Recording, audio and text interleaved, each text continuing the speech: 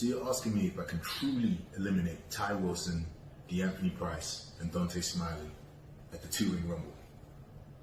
Of course I can. The international championship is on the line. I think people have it twisted. They think just because we're crew, I'm gonna get sentimental.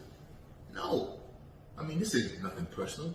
It's like a hungry lion when it chases a gazelle. It ain't chasing it because it's personal. It ain't chasing it because it's malicious. It's just in its nature. It's hungry. It wants to eat. Just like me. It's in my nature to want to win championships because I'm hungry and I want to win. And even they know, the Chaotic Kingdom, they understand. There's a lot on the line. And I'll be the first person. Yeah, we might wrestle and tassel, but I'll still be crew with you afterwards. I'll even visit you by your hospital bedside if you get in my way. And if I was you, I wouldn't want to get in my way. I want to be a champion. And that's a dangerous something to face. All right, everybody, welcome into the OIW Wrestling Association. Folks, I am telling you, I'm excited. Why? Because it's the Organized International Wrestling Association where the indies come to conquer the world. And part of that organization, as you see, as we get all set, is SOAR Championship Wrestling. You saw from a guy who was on point last night. If you had the opportunity to hang out at the Dallas Elks Lodge, you got the opportunity to see one Jase Osei as he answered an open invitation for anybody to go and take on the current OIWA International Heavyweight Champion. Folks, after the match, I went right up to him. I went and found him. Ladies and gentlemen, let's bring him on. It's Mr. Jase Osei.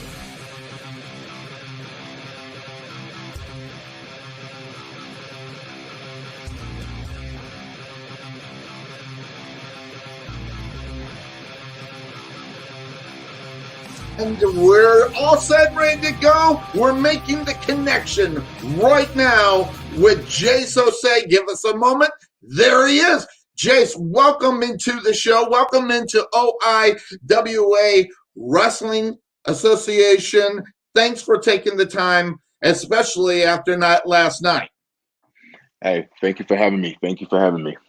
As we get set, I want to talk a little bit about the video that we saw at the top of the show. This was a video that was made when we were about ready to go into a 2-ring battle royal to bring home the OIWA International Heavyweight Championship. And you had to go against some other guys that you might have ended up with right there in the Chaotic Kingdom. Talk a little bit about that thinking, especially when they were all set to go ahead and crown a new champion in that organization. Well, Sonny, there's a saying that I kind of go by, and that is, if you're the toughest in your crew, you need to find a new crew. If the people around you aren't trying to make you better, then what are they there for? If you're the strongest, you're doing all the work. And that's what I think the Chaotic Kingdom is about. Like, we aren't about being the toughest in our crew. We surround ourselves with like-minded people. So if I wasn't going out there trying to win the championship, then they don't need me in the crew, because guess what? I can't be trusted. It means that I'm prepared to sit back and let somebody else do all the work and just get all the accolades. And that's not how I work. That's not how the summit became the summit. I got there by putting in the graft and being a winner. And so my decision, I guess, in terms of like yesterday, and even in terms of making that announcement before the 2-ring Rumble, it was just to say, like, I don't want them to think that at the end of the day, I'm not trying to be a winner. And it's never personal. I don't have anything against anybody in the Chaotic Kingdom. They're a great bunch of workers, and that's why I'm in the Chaotic Kingdom. But at the end of the day, when there's stuff on the line, the Summit's always going to be there to answer the call. And when you think about the Chaotic Kingdom, here are just a little scenes of what we saw last night after you answered the open invitation. Now, parts in this video that you don't necessarily see are guys, when you actually made your way out to the ring, you had the Chaotic Kingdom. It seemed to me that, first of all, they didn't know what was going to happen. And then second of all, they were trying to talk you out of going ahead and facing the current OIWA heavyweight champion, international heavyweight champion, one Dontae Smiley. What do you think about that situation as far as them trying to talk you out of getting into that match? Well, I think the main thing is with them trying to talk me out of the situation, at that point, my mind was made up. If I'm trying to be a winner, don't get in my way. It's the same thing as, if somebody's trying to go to war and you get in their way, obviously they're going to have to try and take you out because you're trying to stop them from achieving their mission. I said before, it wasn't anything personal. It wasn't like I was trying to get out of the Chaotic Kingdom. All I was doing was answering the call. There was an opportunity for me to go and get the gold, so I took it. And at the end of the day, it was like, when is there other time? When is there going to be another time where it's going to be given to me? It wasn't going to be given to me. I had to go out there and go and get it. Unfortunately, at the time, well, I mean, still at the time, I guess, King Prime, Dontae Smiley was the champion. To me, I don't see anybody as, hey, I don't want to hurt this person or I don't want to do that. No, in that situation, it was just about placeholders. And that's what I saw. And at the end of the day, I put out a status yesterday where I said, sometimes with these things, you go out there, you make a gamble, you risk losing as much as you risk winning. And, obviously, as you see, I don't have the OIWA title today. So, I didn't quite get the job done. But at the same time, I have no regrets. That was an opportunity of a lifetime. And I had to go and jump at it. When you think about, I want you to take a look at this video. I want to go back a couple of months because there was what I saw as far as what we're seeing within the self-made men, some interesting things happening. Take a look at this video. Now, Nando trying to get control. He does. Getting, who's that out there? Okay, he's getting Alexander out. Oh, he's there's the chains. And this was what I was talking about. Oh. What a smart move. I will give it to the self-made man. I will give it to Big Jase. That was ingenious. If you can't beat them, play it up. And that's exactly what happened here. Interestingly enough, at that time when that was going on, you were going up against a big name.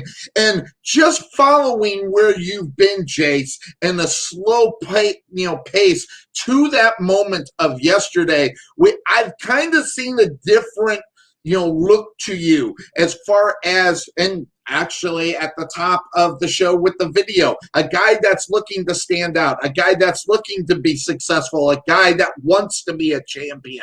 So during all this time, what is your mind thinking? I mean, when you're about ready to accept the challenge from your guy, what are you actually thinking at that time? And what did you expect when you walked out there to answer the open invitation for a championship match?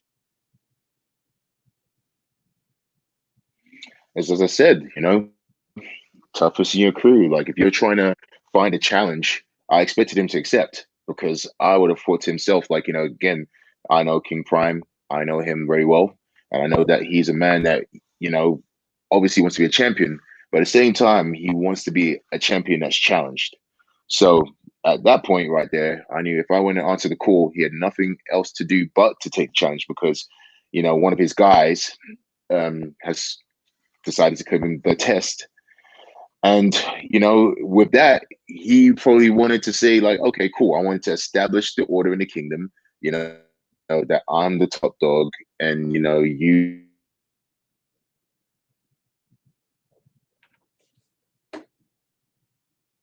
Okay, looks like we're getting a little frozen screen there from Jase Osei.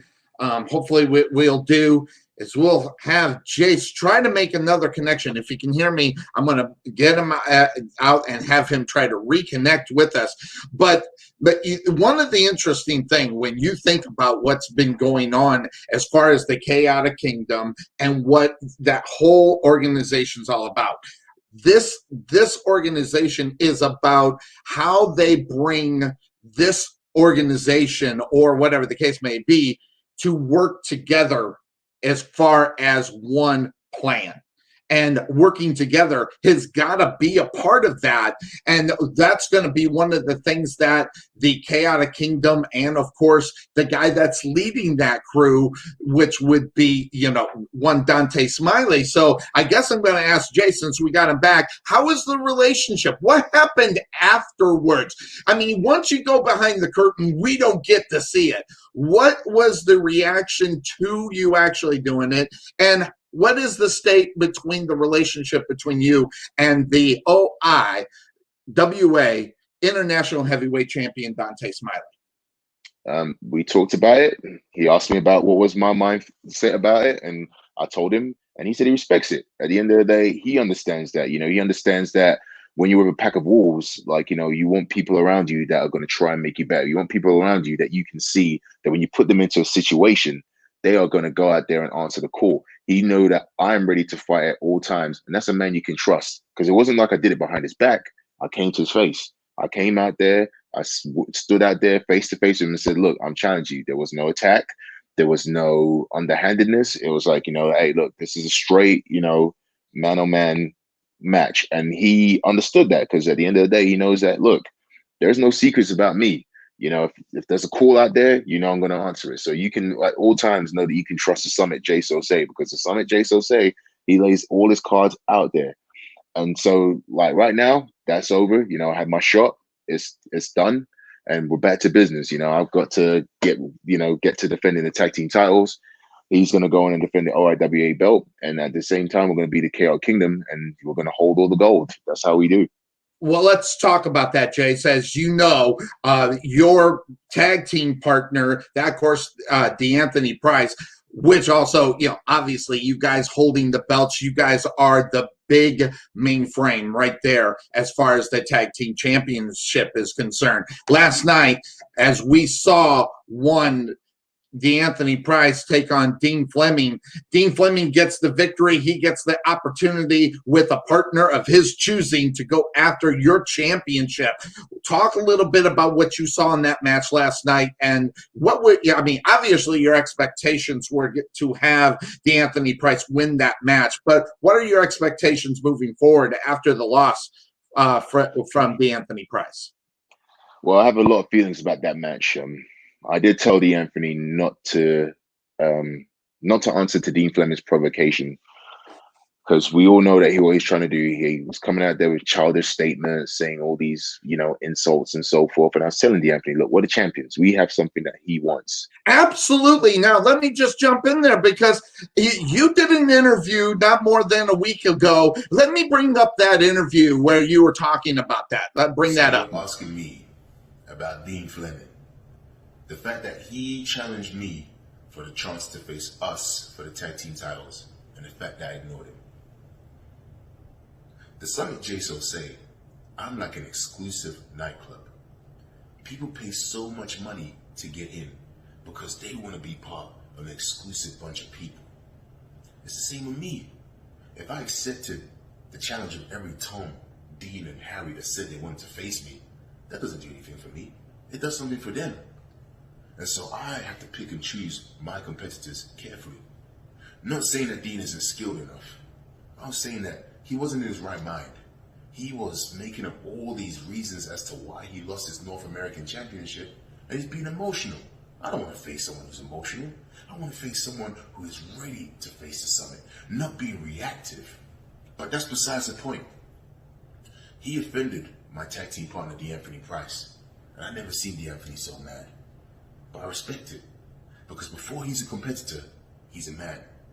You ain't gonna just come out here saying all these belligerent things about him and think there's not gonna be any consequences. So Dean, I know he said he wants to face me and he wants to face us for these tag team titles, but I don't know if he's gonna get past D'Anthony Price. I ain't seen Price so mad, and I've been training him. So we'll see Saturday the 13th. If Dean can beat D'Anthony Price, we'll face him. But I don't see that happening. Well, it did happen, and now you got the situation. Let's first off go back to after the match as far as Dean Fleming and D'Anthony Price. What were you guys talking about after that match? I'm sure you guys got together, and then after you spoke to him, what's the plans moving forward, seeing how you don't know who the mystery partner is going to be for Dean Fleming? Well, I mean, talk to D'Anthony about it.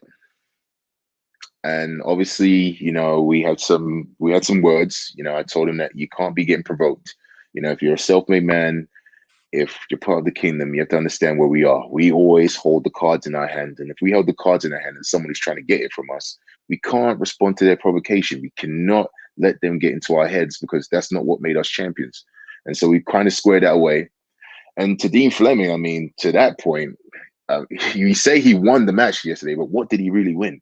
You know, we saw D'Anthony Price take him to the limit yesterday, but now you got D'Anthony and me. So if D'Anthony took it to the limit, then imagine when you add El Summit to the equation, how does that become? That becomes a little more dangerous. And we saw the video that he tagged us in, and I can only assume that from the hell yeah that was in the video, that one Damien Daystar might be Dean Fleming's tag team partner. And I want to say to Damien, I want you to go and read the story of Icarus, because I'm a academic and I like to read. So you know, I read Greek mythology.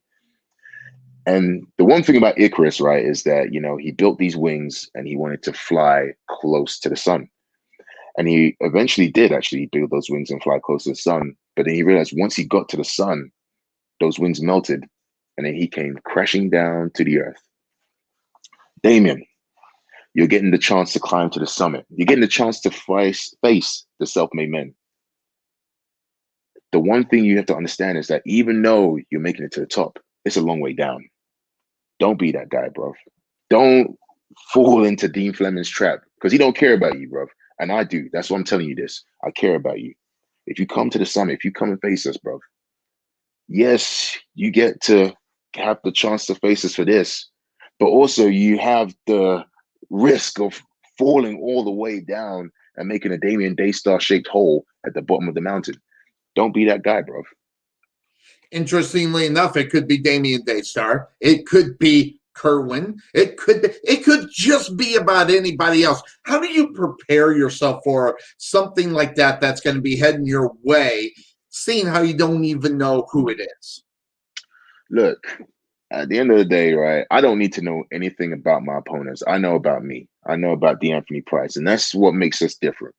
The fact is, because we know ourselves so well and we know how skilled we are and we know how dangerous we are, we're not the baddest tag team in Saw for no reason. We're the baddest tag team in Saw because we go out there and we beat people up. And you don't have to know about people to beat people up. That's what's good. And so it doesn't matter who Dean Fleming chooses. At the end of the day, whoever they step in the ring, just has to understand that you're stepping in the ring for opportunity, but there is a lot of risk. And I said it all the time. I said it. People mix opportunity up with traps. You might be thinking that you're going to be getting, like, you know, all these big things, but really you might be just walking into a trap. And so if you want to eat the cheese, then do not be mad at us when that trap comes falling down right on your head and snaps your neck, like we probably will. When you look at what's been going on, where I'm just going to tell you what I've seen. I've seen you almost taking a step away from D'Anthony Price, you know, maybe spreading your wings, obviously with the first move there, as far as going after the OIWA champion. How is the relationship right now between you and D'Anthony Price? Is it solid, or is there some contention between you to where maybe at some point we might see a split of the self-made men? I don't think there will be a split of the self-made men. I think me and D'Anthony Price, and this is the reason why we got together in the first place, right? The fact is, we looked at each other and we said to each other that, obviously, like, Sword just doesn't respect us. We are not being put in the positions that we need to be put in, and that is not on. So we are like-minded people, and we understood that that was the goal that brought the self-made men together, and that's why we're self-made, because we did it all by ourselves. And the fact is, I'm not one of those people where, and I go back to like my upbringing, where I used to see people drive through my neighborhood with a nice car. And, some of these people who I see driving through the neighborhood in a nice car, I saw where they came from. But when they got that nice car, they forgot where they came from, and that made them vulnerable. I'm not that person. Now that I'm driving a nice car, which is being a tag team champion, I haven't forgotten where I came from. I haven't forgotten what made me who I was, because I don't want to be vulnerable. I don't want to get caught in the trap. If anything, I use that as fuel to my fire. We use that as fuel to our fire. That's why we're going to be self-made men for life. And then even if we do go our separate ways, doesn't mean that we're going to be not friends. Doesn't mean we're not going to be a tag team. It means that we are going to go after things that will make us establish the fact that we don't need to wait for a handout.